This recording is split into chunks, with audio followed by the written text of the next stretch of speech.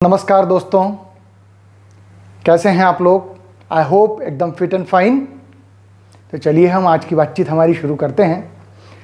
दोस्तों, जब भी कभी आपके नियमित काम में, आपके प्रोफेशनल वर्क में असफलता या फेल्यूर इस शब्द का जिक्र आता है तो एक बड़ी अजीब सी घबराहट हम सभी लोग महसूस करते हैं।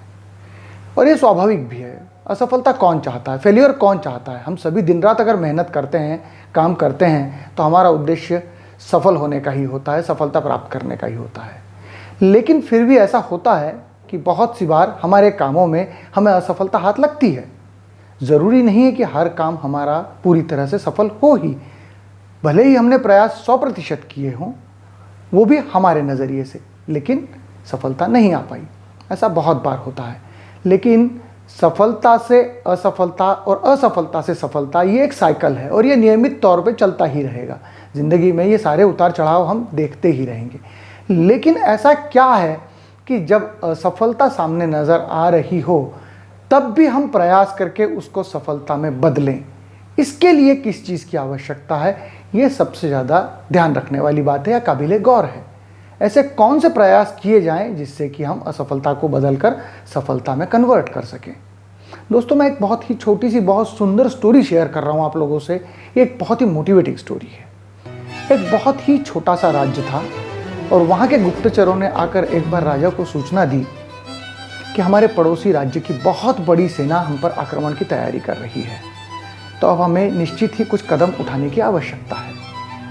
उस दरबार में बैठे हुए एक युवा मंत्री ने अचानक उठकर कहा कि वो अगर हम पर आक्रमण की तैयारी कर रहे हैं, इसका मतलब कुछ दिन तो वो लेंगे तैयारी में, क्यों ना हम उसके पहले ही चलकर उन पर आक्रमण कर दें। जब तक वो तैयारी में लगे हैं, इसका मतलब वो पूरी तरह से तैयार नहीं है, वो प्रिपेयर्ड नहीं है।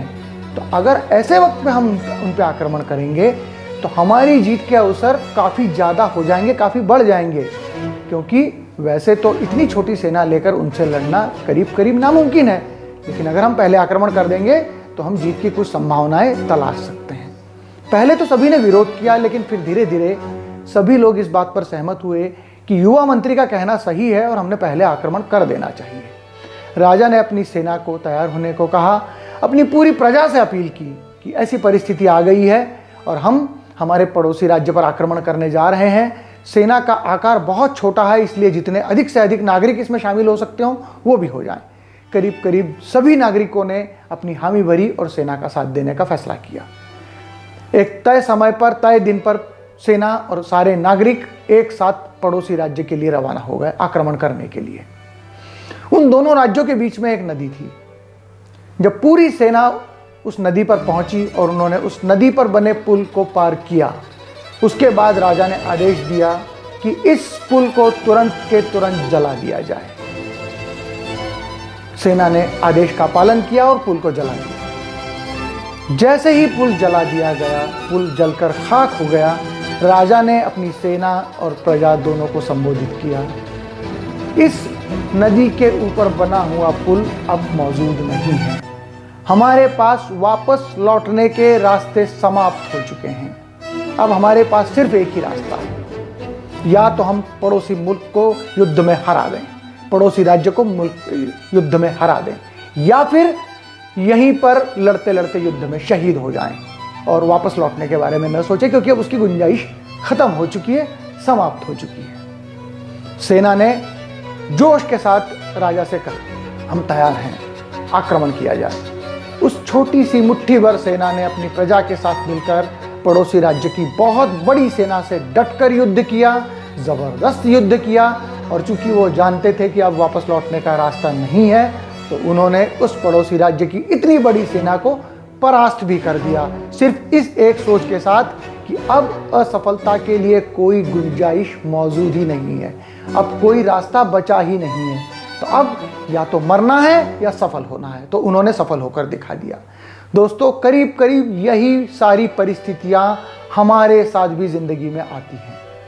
जब भी ऐसी परिस्थिति आती है, ये हमारे पास में अवसर होते हैं कि हम अपने आप को साबित करें और स्थापित करें एक विजेता के तौर पर। यहाँ पर मैं एक छोटा सा शब्द आपसे शेयर कर रहा हूँ, TINA, TINA। There is no other alternative. अगर ये शब्द हमारे दिमाग में आ गया तो मान के चलिए कि आप किसी भी परिस्थिति में विजेता बनकर उभर सकते हैं। यह आपका माइंडसेट है। अगर असफलता आपके दिमाग से जा चुकी है, असफलता का डर आपके दिमाग से जा चुका है, तो तय मानिए किसी भी परिस्थिति में आप विजेता बन जाएंगे, आप जीत हासिल कर लेंगे। तो ज़रूरत किस चीज़ की है? हमारा माइंडसेट बदलने की, हमारी इस सोच को बदलने की कि हम असफल हो जाएंगे, या हमारे अंदर ये जो डर है कि हम असफल हो सकते हैं, इस डर को भगाने की, इस डर को हटाने की। अगर हम इस डर पर पार पा लेते हैं, इस डर पर विजय पा लेते हैं, तो हम किसी भी मैदान में विजय पा लेंगे, किसी भी मैदान में जीत हासिल कर लेंगे। इसलिए ज़रूरत है सिर्फ अपने माइंडसेट को असफलता के डर से दूर रखने की, अपने दिमाग से ये डर भगाने की कि हम असफल हो सकते हैं।